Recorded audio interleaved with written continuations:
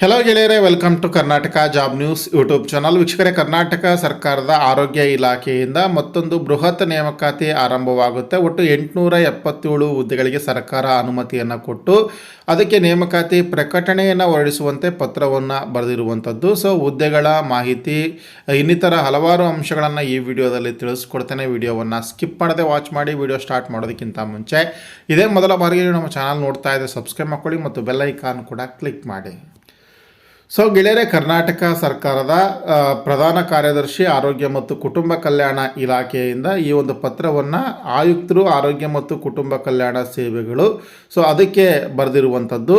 ಇದರಲ್ಲಿ ನೀಡಿರುವಂಥ ಪ್ರಮುಖ ವಿಷಯ ಅಂತಂದರೆ, ಈ ಒಂದು ಪತ್ರದಲ್ಲಿ ಹೇಳಿರುವಂಥ ವಿಷಯ ಅಂತಂದರೆ, ಆರೋಗ್ಯ ಮತ್ತು ಕುಟುಂಬ ಕಲ್ಯಾಣ ಇಲಾಖೆಯಲ್ಲಿ ಕಲ್ಯಾಣ ಕರ್ನಾಟಕ ವೃಂದದಲ್ಲಿ ಖಾಲಿ ಇರುವ ವಿವಿಧ ವೃಂದದ 877 ಅರೆ ವೈದ್ಯಕೀಯ ಹುದ್ದೆಗಳನ್ನು ನೇಮಕಾತಿಯಿಂದ ಭರ್ತಿ ಮಾಡುವ ಕುರಿತು. ಸೊ ಇಲ್ಲಿ ಹಲವಾರು ಅಂಶಗಳನ್ನು ಪತ್ರದಲ್ಲಿ ವಿವರಿಸಲಾಗಿರುವಂಥದ್ದು. ಅದರಲ್ಲಿ ಕೊಟ್ಟಿರುವಂಥ ಅಂತಿಮ ಮತ್ತು ಇದರ ಒಂದು ಪ್ರಮುಖ ಮಾಹಿತಿ ಅಂತ ನಾವು ನೋಡೋದಾದರೆ, ಕಲ್ಯಾಣ ಕರ್ನಾಟಕ ವೃಂದದಲ್ಲಿ ಅಂದರೆ ಹೈದರಾಬಾದ್ ಕರ್ನಾಟಕ ವೃಂದದಲ್ಲಿ ಖಾಲಿ ಇರುವಂಥ ವಿವಿಧ ವೃಂದದ ಒಟ್ಟು 887 ಅರೆ ವೈದ್ಯಕೀಯ ಹುದ್ದೆಗಳನ್ನು 2023-24 ವೃಂದ ನೇಮಕಾತಿ ನಿಯಮಾವಳಿಗಳ ಅನ್ವಯ ಅಂದರೆ ಆ ಷರತ್ತುಗಳನ್ನು ಅನ್ವಯಿಸಿ ನೇಮಕಾತಿಯನ್ನು ಭರ್ತಿ ಮಾಡೋದಕ್ಕೆ ಕ್ರಮವನ್ನು ಕೈಗೊಳ್ಳುವಂತೆ ತಮಗೆ ತಿಳಿಸಲು ನಿರ್ದೇಶಿತನಾಗಿದ್ದೇನೆ ಅಂಥೇಳಿ.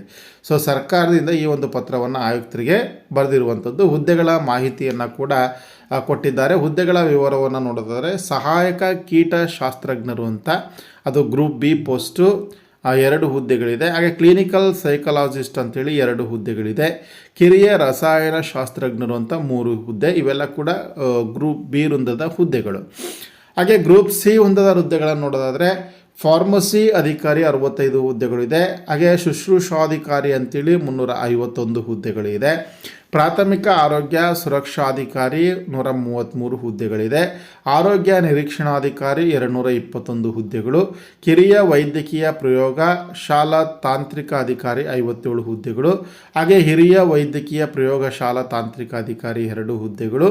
ಕಿರಿಯ ವೈದ್ಯಕೀಯ ವಿಕಿರಣಶಾಸ್ತ್ರ ಚಿತ್ರಣ ಅಧಿಕಾರಿ 30 ಹುದ್ದೆಗಳು.